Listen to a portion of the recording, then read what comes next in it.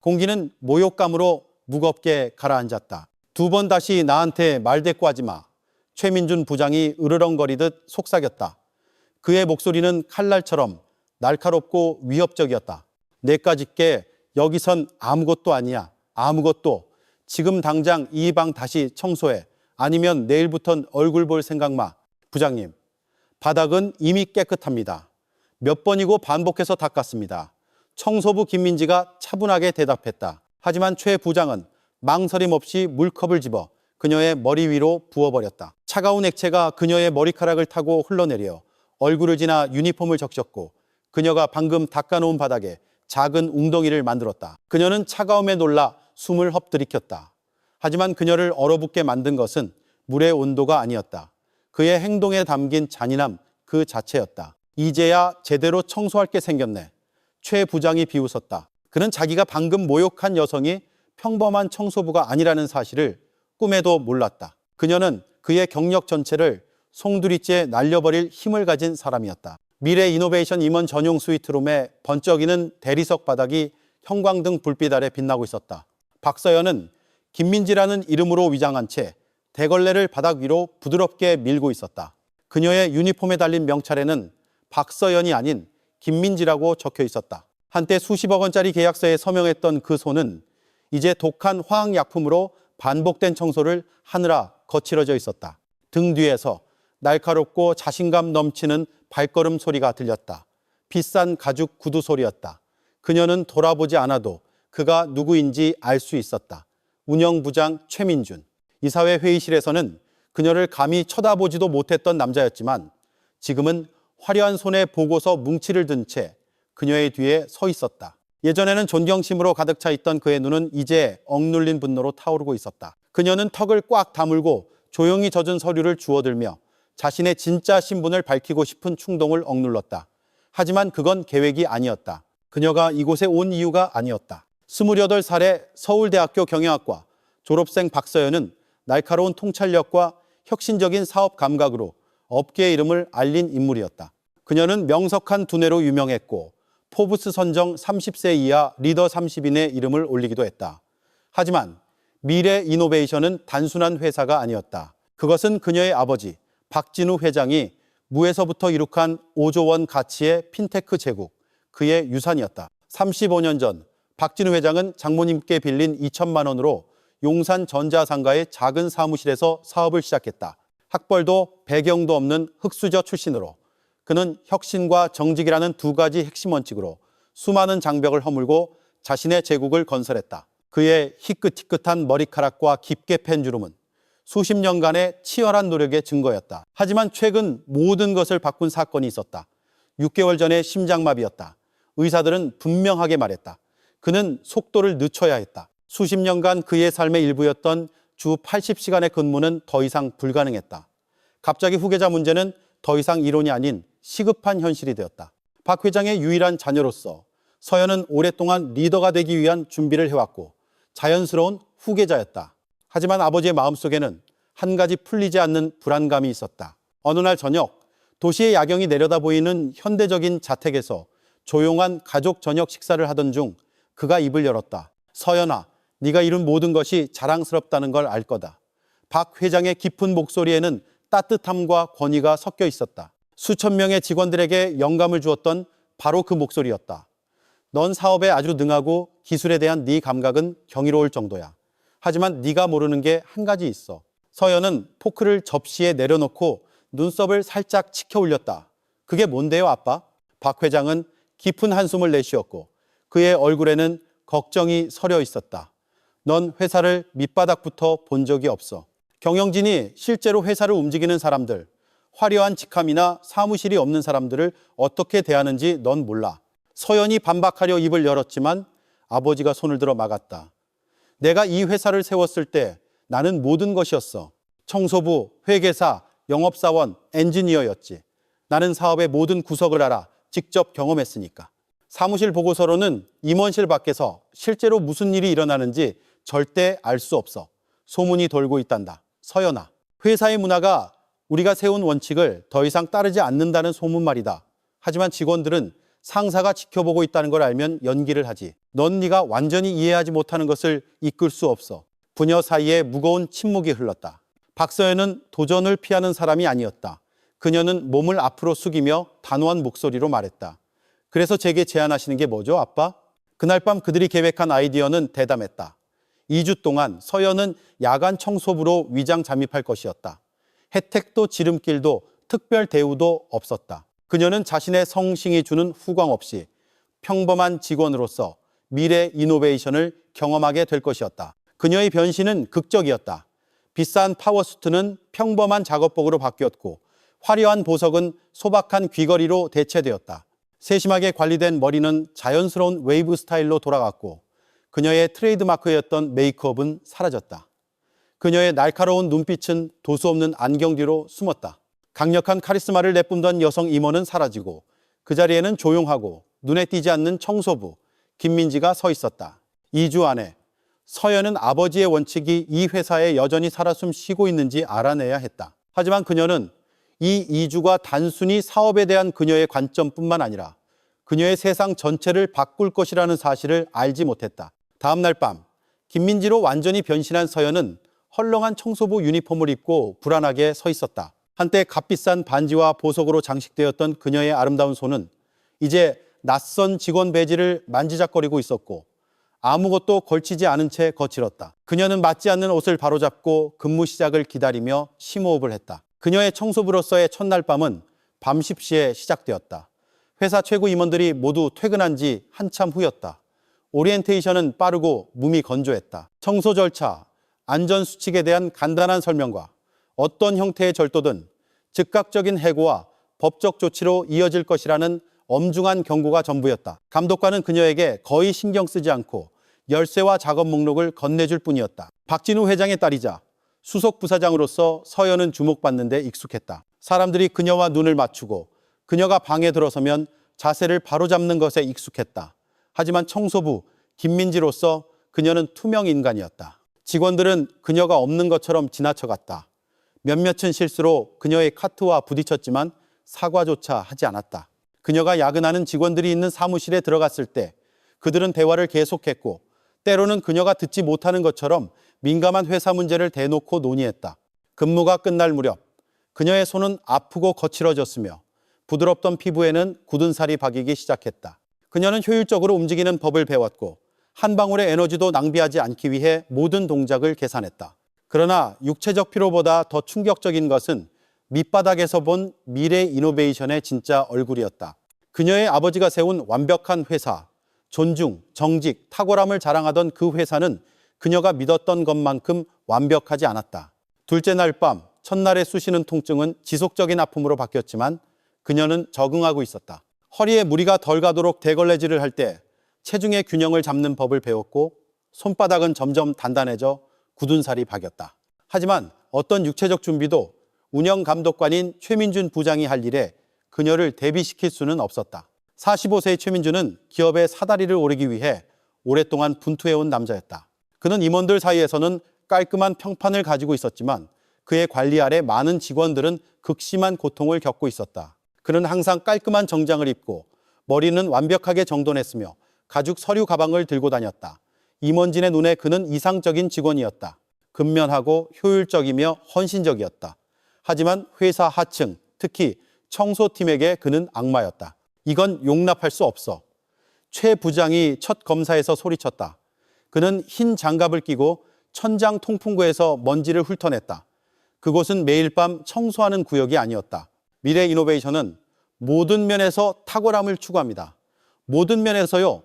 그는 손짓 한 번으로 3층 동쪽 구역 전체를 다시 청소하라고 명령했고 청소팀은 추가 수당 없이 이 시간을 더 일해야 했다. 서연이 통풍구는 분기별 정밀 청소 대상이며 일일 작업이 아니라고 조심스럽게 설명하자 최 부장은 즉시 그녀의 말을 잘랐다. 변명은 필요 없어. 결과가 필요할 뿐이야.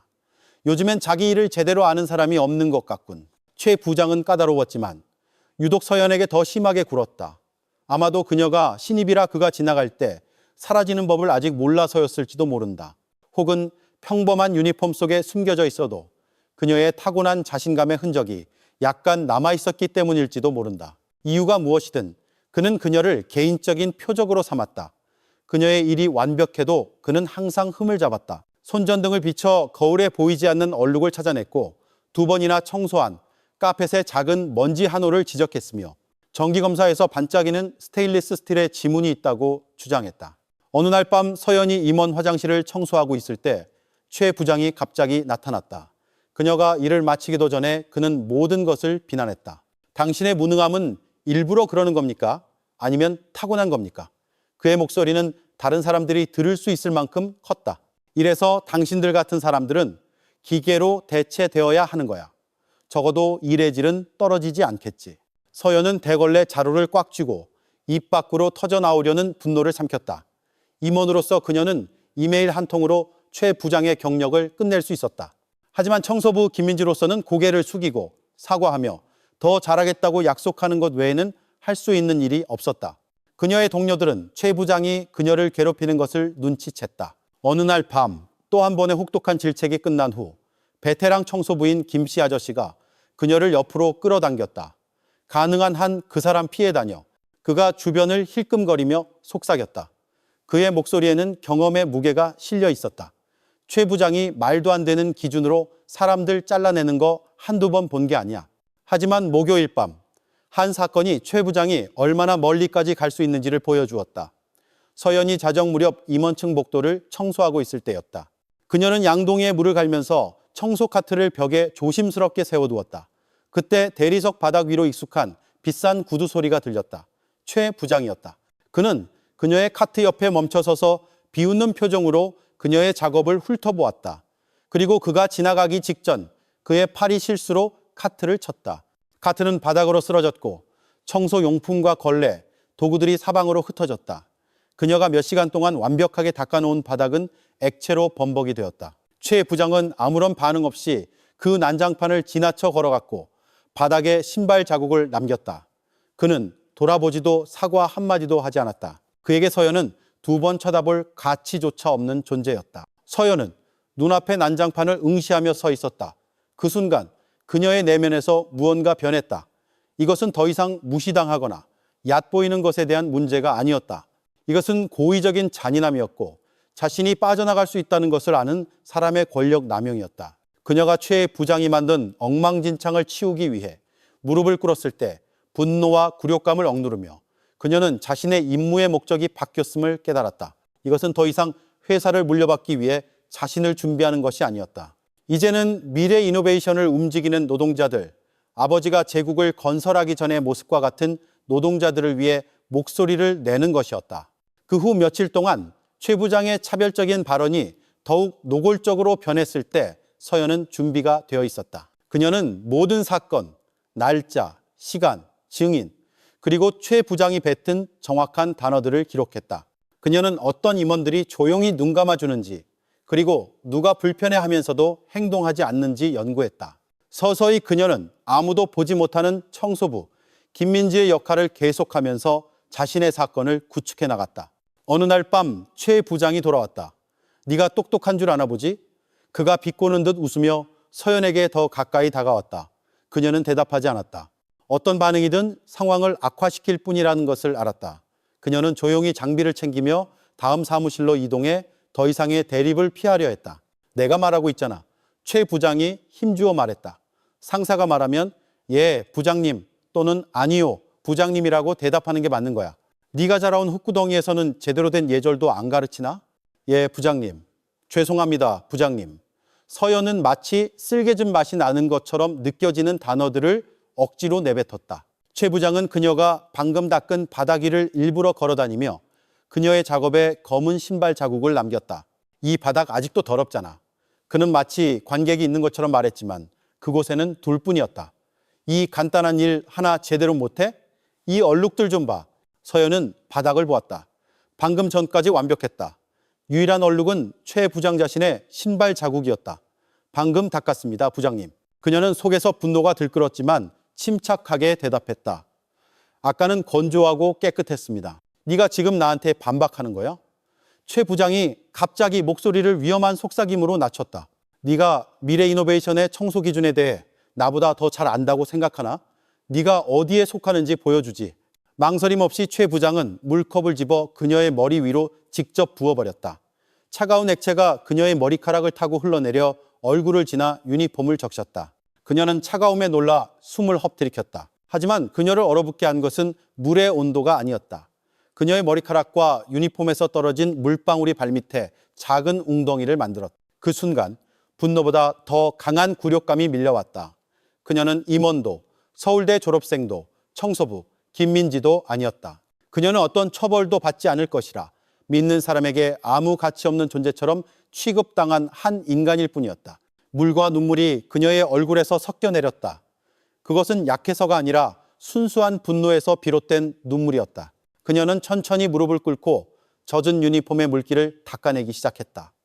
유니폼이 피부에 달라붙었지만 그녀는 그렇게 하면서 자신에게 맹세했다. 최민주는 자신의 행동에 대한 대가를 치르게 될 것이다. 단지 서연에게 한 짓 때문만이 아니라 그가 아버지의 회사에 퍼뜨린 독 때문이었다. 하지만 최 부장만이 문제는 아니었다. 마케팅 이사인 이현우도 있었다. 40대의 이현우는 전형적인 크리에이티브 임원의 모습을 하고 있었다. 값비싼 안경, 예술적으로 헝클어뜨린 머리, 그리고 너무 딱딱해 보이지 않으면서도 세련된 브랜드 정장을 입었다. 서연은 김민지로서 두 번째 주에 이현우를 만났다. 그의 사무실이 그녀의 청소 구역에 포함되어 있었고 20분이면 끝날 청소가 3시간 이상 걸리게 되어 남은 근무 시간 내내 허둥지둥해야 했다. 밤 10시경 그녀가 이현우의 사무실에 들어갔을 때 그는 여전히 컴퓨터 작업에 몰두하고 있었다. 청소부에게 무관심한 다른 임원들과 달리 그는 즉시 말을 걸었다. 아, 왔군요. 그는 화면에서 눈을 떼지 않은 채 말했다. 이 사무실 엉망이에요. 정밀 청소가 필요합니다. 서연은 주위를 둘러보았다. 책상 위에 커피잔 몇 개, 서류 더미, 그리고 약간의 먼지가 있을 뿐 정밀 청소가 필요할 정도는 아니었다. 그럼에도 그녀는 고개를 끄덕이고 일을 시작했다. 그녀가 청소하는 동안 이현우는 그녀를 훔쳐보았다. 그녀가 책상 유리를 닦고 있을 때 그는 갑자기 일어나 다가왔다. 그렇게 하는 게 아니에요. 그가 말했다. 직선이 아니라 원을 그리며 움직여야죠. 서연은 한숨을 참았다. 이현우는 자기 목소리를 듣기 위해 말하는 유형의 사람이었다. 그는 마케팅 하기만 있을 뿐이면서 청소 전문가인 척하며 계속해서 아무 문제없는 것들을 지적했다. 서연은 그의 말을 들으며 또 다른 진실을 깨달았다. 최 부장처럼 이현우도 자신만의 방식으로 권력을 남용하고 있었다. 그리고 늘 그랬듯이 서연은 따르기 위해서가 아니라 관찰하기 위해 귀를 기울였다. 왜냐하면 최 부장처럼 이현우도 그녀의 복수 대상 목록에 올랐기 때문이다. 사무실 구석구석을 청소하고 카펫을 진공 청소기로 밀고 모든 표면을 소독한 후 그는 깃털 먼지털이개를 집어들고 마치 먼지를 찾으려는 듯 불빛에 비춰보았다. 이건 안 되겠네요. 그가 극도로 실망한 듯 고개를 저으며 말했다. 창문에 아직도 얼룩이 있고 카펫에는 보풀이 있네요. 액자위는 정말 닦은 겁니까? 다시 제대로 해야겠어요. 서연은 깨끗한 사무실을 보며 짜증을 억눌렀다. 이현우가 말한 것 중 어느 것도 사실이 아니었다. 하지만 청소부 김민지로서 그녀는 반박할 권한이 없었다. 그녀는 자존심을 삼키고 고개를 끄덕이며 나지막이 내 이사님이라고 말한 뒤 처음부터 다시 청소를 시작했다. 이현우는 책상으로 돌아갔고 잠시 그의 얼굴에 스치는 미묘한 만족감을 서연은 포착했다. 하지만 이번에는 서연이 더 꼼꼼하게 작업했다. 모든 구석을 더 잘 닦았고 창문에 얼룩이 없는지 확인했으며 카펫을 완벽하게 청소했다. 그녀는 또 다른 흠잡기에 대비했지만 그가 다시 시작했을 때 그것은 같은 패턴의 반복이었다. 이제는 다른 불평이었다. 베이스보드에 아직 먼지가 있네요. 눈으로 볼 수 있는 먼지가 전혀 없었음에도 그가 말했다. 그리고 내 책상이 정리가 안 됐잖아요. 서연은 짜증을 드러내지 않으려 애썼다. 청소팀은 직원의 개인 물품이나 서류를 만지는 것이 금지되어 있었다. 하지만 이현우는 의도적으로 그녀가 무지하고 쓸모없다고 느끼게 만들고 있었다. 그리고 이 냄새는 뭐죠? 그가 역겨운 척하며 덧붙였다. 청소 용액을 잘못 쓴 거 아닙니까?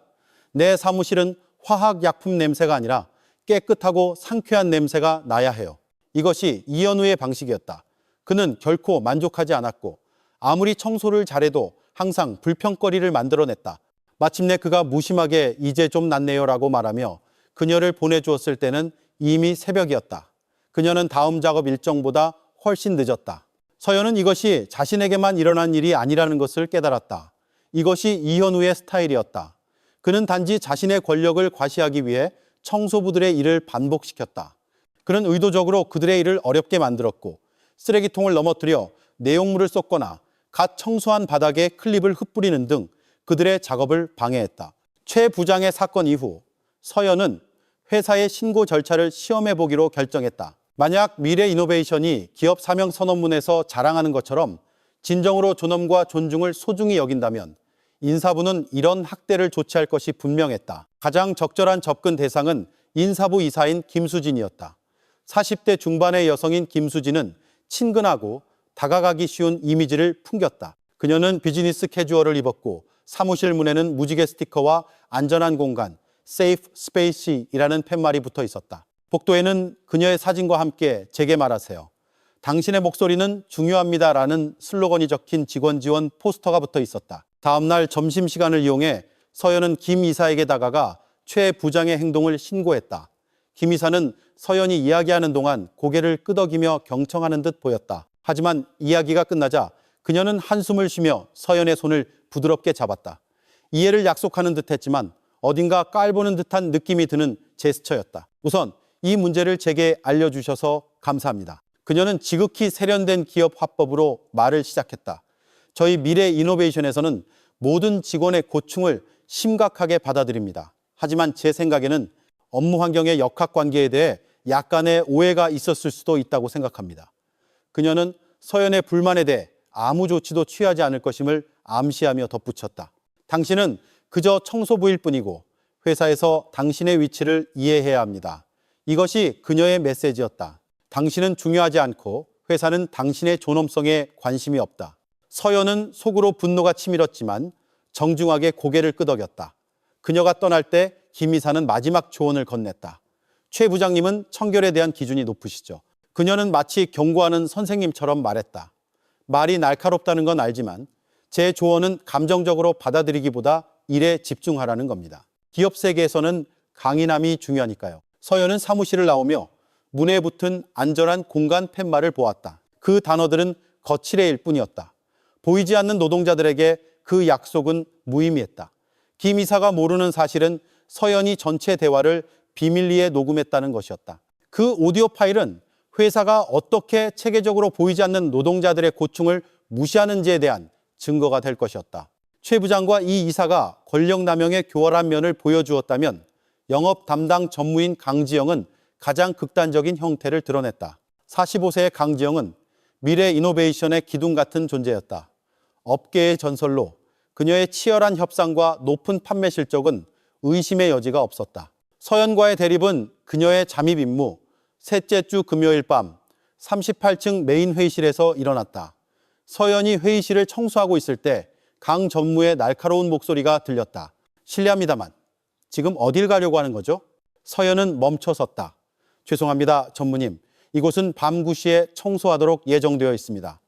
회의가 끝나시면 나중에 다시 오겠습니다. 그것으로 충분한 대답이었어야 했다. 하지만 강지영은 평범한 규칙을 따르는 유형이 아니었다. 어떻게 감히 내 회의를 방해할 수 있죠? 그녀가 소리쳤다. 화장실이나 청소하는 사람한테 기본적인 직장 예절까지 설명해야 하나요? 그것은 뺨을 맞은 것과 같았다. 그리고 늘 그랬듯이 아무도 끼어들려 하지 않았다. 미래 이노베이션에서는 모두가 침묵했기 때문이다. 서연은 최 부장의 학대, 이 이사의 사소한 복수, 그리고 수많은 굴욕을 견뎌냈다. 하지만 강 전무의 행동에는 다른 무언가가 있었다. 아마도 그것은 상황의 극단성, 실수가 아니라 단지 정해진 일정을 따랐다는 이유로 욕을 먹는 것이었을지도 모른다. 혹은 강 전무의 목소리에 담긴 뻔뻔한 오만함, 아무도 감히 자신에게 반대하지 못할 것이라는 자신감이었을지도 모른다. 처음으로 청소부 김민지가 아닌 박서연 자신이 말했다. 송구스럽지만 전무님, 그녀의 목소리는 부드러웠지만 흔들림이 없었다. 저는 단지 건물 규정에 명시된 절차를 따르고 있을 뿐입니다. 일정에 차질이 있다면 올바른 절차는 시설관리팀에 미리 알리는 것입니다. 저도 전무님처럼 제 일을 하고 있을 뿐입니다. 회의실 전체가 조용해졌다. 주니어 영업사원들은 행동을 멈췄고 평범한 청소부가 감히 강지영에게 대답했다는 사실을 믿을 수 없다는 표정이었다. 강 전무 자신도 놀라 눈을 깜빡였다. 마치 자기 수준에 맞지 않는 사람이 어떻게 감히 대답할 용기를 냈는지 이해할 수 없다는 듯이.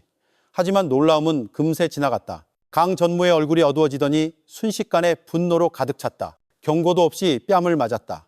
번개처럼 빨랐고 강 전무의 손바닥이 서연의 뺨에 부딪히는 소리는 날카로웠다. 통증이 얼굴에서 턱으로 퍼져나갔고 충격에 그녀는 뒤로 비틀거리다 청소 카트에 어깨를 부딪혔다. 2번 다시 나한테 말대꾸하지 마. 강 전무가 도끼 서린 목소리로 속삭였다. 니까짓 게 여기선 아무것도 아니야. 아무것도. 이 방 청소하든지 아니면 내일부턴 얼굴 볼 생각 마. 서연의 뺨에 통증이 퍼졌지만 그녀를 멈추게 한 것은 뺨의 아픔이 아니었다. 그것은 사건의 극심한 파렴치함이었다. 그녀는 서울대 경영대학원부터 기업 이사회실까지 비즈니스 세계의 모든 것을 보았지만 전문적인 장소에서 한 여성이 자유롭게 직원을 폭행하고 주변 사람들이 아무것도 하지 않는 것을 보게 될 줄은 꿈에도 몰랐다. 아무도 움직이지 않았다. 주니어 영업사원들은 갑자기 노트북이나 서류에 바빠졌다. 강 전무와 눈을 마주치지 않기 위해서였다. 아무도 반대하지 않았다. 그들의 침묵 자체가 폭력의 한 형태였다. 그것은 수용이었고 비겁한 외면이었으며 강 전무 같은 사람들이 번성하는 이유였다. 순간 서연은 모든 것을 폭로하고 싶었다. 단 한 문장이면 강 전무의 경력은 끝이었다. 하지만 그녀가 침묵을 지킨 데에는 더 깊은 이유가 있었다. 예상치 못한 자제력으로 그녀는 시선을 내리고 목구멍에서 타오르는 분노를 삼켰다. 나지막이 한숨을 쉬고 말없이 대걸레를 집어들었다. 이것이 마지막 지푸라기였다. 뺨을 맞은 것이 최 부장의 행동보다 더 고통스러워서가 아니었고 강 전무의 학대가 이 이사보다 더 심해서도 아니었다. 그것은 그녀의 의심이 옳았다는 것을 증명했기 때문이었다. 미래 이노베이션은 썩었다. 존엄과 존중의 토대 위에 세워진 아버지의 회사는 한 여성이 여러 증인 앞에서 직원을 폭행해도 아무 일도 일어나지 않는 곳이 되어버렸다. 그녀가 책상을 닦는 동안 그녀의 마음은 하나의 목표를 향해 날카로워졌다. 이것은 더 이상 회사 문화를 이해하는 것에 대한 문제가 아니었다. 리더십을 준비하는 것에 대한 문제도 아니었다. 이제는 정의에 대한 문제였다. 그날 밤 이후 서연의 임무는 바뀌었다. 그녀는 더 이상 단순한 관찰자가 아니었다. 그녀는 증거를 수집하기 시작했다. 2주간의 잠입 근무가 끝날 무렵 서연은 모든 변명을 끝낼 충분한 증거를 모았다. 그녀는 체계적인 학대를 보았고 경멸과 폭행을 직접 경험했으며 직위에 있는 사람들이 어떻게 그것을 덮거나 방치하는지 목격했다. 이제 행동할 때라는 것을 알았다. 청소 카트를 완벽한 은신처로 삼아 그녀는 청소 용품병과 걸레 사이에 작은 카메라와 디지털 음성 녹음기를 숨겼다. 그녀의 휴대폰은 밤마다 책상 위에 남겨진 문서들을 조용히 촬영하는 데 사용되었다. 그녀는 새로운 임무를 띠고 있었다. 여전히 청소를 계속했지만 대걸레를 움직일 때마다 비밀리에 대화, 사진, 그리고 회사의 진짜 문화에 대한 증거를 수집했다.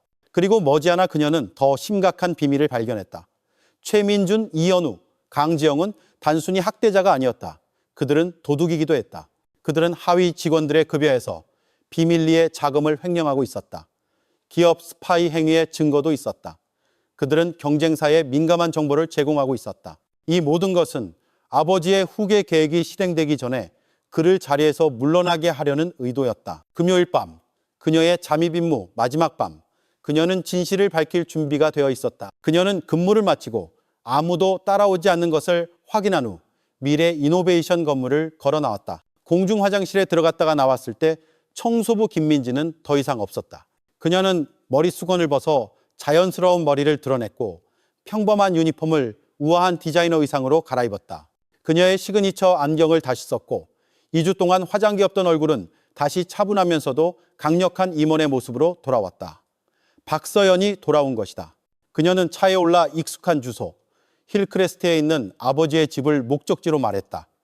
넓게 펼쳐진 모더니즘 저택에서 박진우 회장이 기다리고 있었다. 그의 표정은 심각했다. 그는 무언가 변했다는 것을 알고 있었다. 서연은 깊은 숨을 내쉬었다. 모든 것을 말할 시간이었다. 그리고 그녀가 말을 마치면 모든 가해자들의 몰락이 시작될 것이었다. 몹시 지쳐 보이는구나. 박진우 회장이 조용한 걱정이 담긴 목소리로 딸의 얼굴을 살피며 말했다. CEO로서가 아니라 아버지로서였다. 네, 피곤해요. 서연은 깊은 한숨과 함께 인정했다. 하지만 이건 단순히 육체적인 피로가 아니에요. 제가 발견한 것들은 지치게 할 뿐만 아니라 마음을 무너뜨리는 것들이었어요. 3시간 동안 그녀는 노트북을 이용해 증거들을 하나씩 제시했다. 차별을 보여주는 이메일과 성과평가, 부패의 명백한 증거가 담긴 재무기록, 직원 학대를 보여주는 비디오를 보여주었다. 박 회장이 강 전무가 김민지를 때리는 영상을 보았을 때 그의 주먹은 꽉 쥐어졌다. 최 부장이 직원에게 무자비하게 물을 붓는 것을 보았을 때 그의 턱은 분노로 굳어졌다. 그들이 이 회사가 상징하는 모든 것을 배신했구나. 그의 목소리는 낮았지만 긴장감으로 가득했다. 내가 평생을 바친 모든 것, 내가 믿었던 모든 것을. 서연은 고개를 끄덕였다. 이것이 단지 그녀의 개인적인 경험에 대한 것이 아니라는 것을 알았다. 이것은 그녀의 아버지가 세운 원칙과 그것이 어떻게 더럽혀졌는지에 대한 것이었다. 진짜 질문은 그녀가 말했다. 우리가 어떻게 이 문제를 진정하고 지속적인 변화를 가져올 방식으로 해결할 것인가 하는 점이죠. 서연과 박 회장은 함께 전략을 세웠다. 월요일 아침 박 회장은 긴급 이사회를 소집할 것이었다. 이유는 중요한 내부 사안이었다. 참석 대상은 관련된 모든 주요 임원들 최민준, 김수진, 이현우 그리고 강지영이었다. 이사회가 아는 것은 문제의 개요일 뿐 전체 증거는 아니었다. 적절한 시기가 오면 그때서야 그들은 진실 전체를 알게 될 것이었다. 환상을 유지하기 위해 서연은 마지막으로 김민지인 척할 것이었다. 그녀는 마지막 모욕의 파도를 견뎌야 한다는 것을 알았지만 끝에 기다리는 정의를 위해서는 그럴 가치가 있었다. 그들이 계획을 세우는 동안 그들의 대화는 자정까지 이어졌다. 그녀가 떠나기 전 박 회장은 평소보다 더 꽉 그녀를 껴안았다. 나는 네가 이 경험을 통해 리더십에 대해 배우기를 바랐다. 그가 희미한 미소를 지으며 말했다. 하지만 이제는 네가 나를 가르치고 있구나. 월요일에 무슨 일이 일어나든 기억하렴. 나는 네가 자랑스럽다.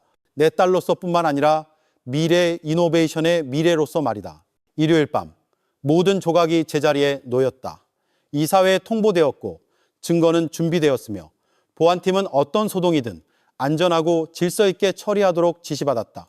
이제 남은 것은 마지막 막뿐이었다. 월요일 아침 미래 이노베이션 타워 밖으로 해가 밝고 맑게 떴다. 서연은 청소부 유니폼을 다시 입었다. 김민지로서의 마지막 근무였다. 직원들이 도착하는 동안 어떤 폭풍이 다가오고 있는지 아는 사람은 아무도 없었다. 서연은 청소 카트와 함께 42층 임원 이사회실로 향했다. 모든 것이 그곳에서 일어날 것이었다. 이사회실은 넓은 방이었고 긴 호두나무 테이블이 값비싼 가죽 의자들로 둘러싸여 있었다. 그녀가 방을 청소하기 시작했을 때 최 부장이 들어왔다. 여기서 뭐 하는 거야? 그가 소리쳤다. 이 방을 청소하도록 배정받았습니다. 부장님, 서연은 이제 익숙해진 정중하고 순종적인 어조로 대답했다. 완벽해야 할 거야. 먼지 한 톨이라도 보이면 넌 해고야. 최 부장이 위협적으로 경고했다. 네, 부장님. 서연은 이미 몇 시간 동안 흠잡을 데 없이 청소했다는 것을 알면서도 대답했다. 임원들과 이사들이 도착하기 시작했다. 갑작스러운 회의에 그들의 얼굴에는 혼란과 긴장이 역력했다. 박 회장이 마지막으로 도착했고 그가 들어서면서 서연과 눈이 마주쳤다. 조용한 시선, 비밀스러운 이해의 교환이었다. 최 부장이 검사를 위해 돌아왔다. 그는 창틀에 손가락을 대고 먼지를 찾은 척했다. 그는 천장을 올려다보며 먼지가 있는 척했다.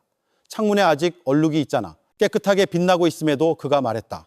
그리고 테이블 정리도 안 했고 정말 게으르군. 서연은 최 부장이 단지 임원들 앞에서 자신을 모욕하기 위해 이러는 것을 알았지만 그의 권력은 오래가지 않을 것이었다. 손짓 한 번에 방 전체가 조용해졌다. 박 회장이 테이블 상석에 앉았다. 그가 말했을 때 그의 목소리는 단호했다. 제가 이 긴급 회의를 소집한 것은 우리 회사의 문화에 대한 심각한 문제를 논의하기 위함입니다. 그는 딱딱하고 직설적으로 말했다. 지난 한 달 동안 저는 우리가 이 회사를 세운 원칙에서 벗어났음을 보여주는 충격적인 증거를 수집했습니다. 이 사회실에 무거운 침묵이 흘렀다. 임원들은 서로 눈치를 보기 시작했다. 인사부의 김 이사는 걱정하는 척할 준비를 하며 자세를 바로잡았다. 한때 거만했던 이 이사는 이제 긴장해서 손가락으로 테이블을 두드리고 있었다.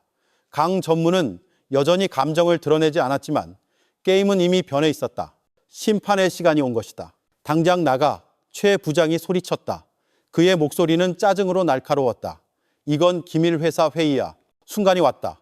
2주간의 인내, 세심한 기록, 그리고 끈기 있는 기다림의 정점이었다. 모든 사람의 시선이 회색 유니폼을 입은 조용한 청소부에게로 향했다. 그들은 그녀가 평범한 청소부처럼 순순히 물러날 것이라 예상했다. 하지만 서연은 움직이지 않았다. 대신 그녀는 침착하게 대걸레를 벽에 기대 세우고 자세를 바로잡은 뒤 조용하지만 흔들림 없는 권위로 임원들을 마주했다.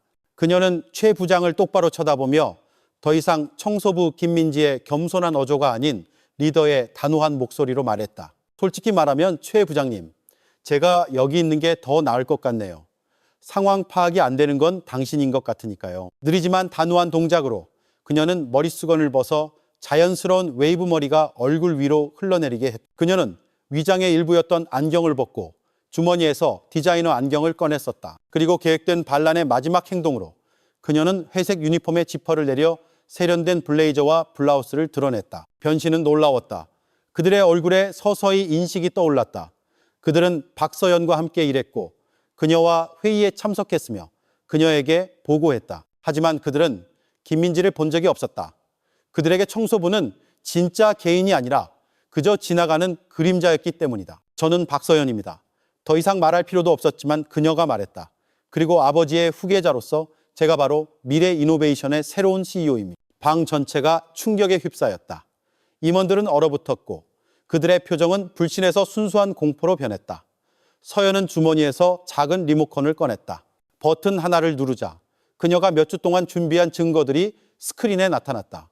여기 제 조사 결과가 있습니다. 이 회사가 자랑하는 모든 것과 정반대되는 유독한 문화에 대한 보고서입니다. 첫 번째, 비디오가 재생되었다. 최민준이 김민지에게 물을 붓는 모습이 선명하게 보였다.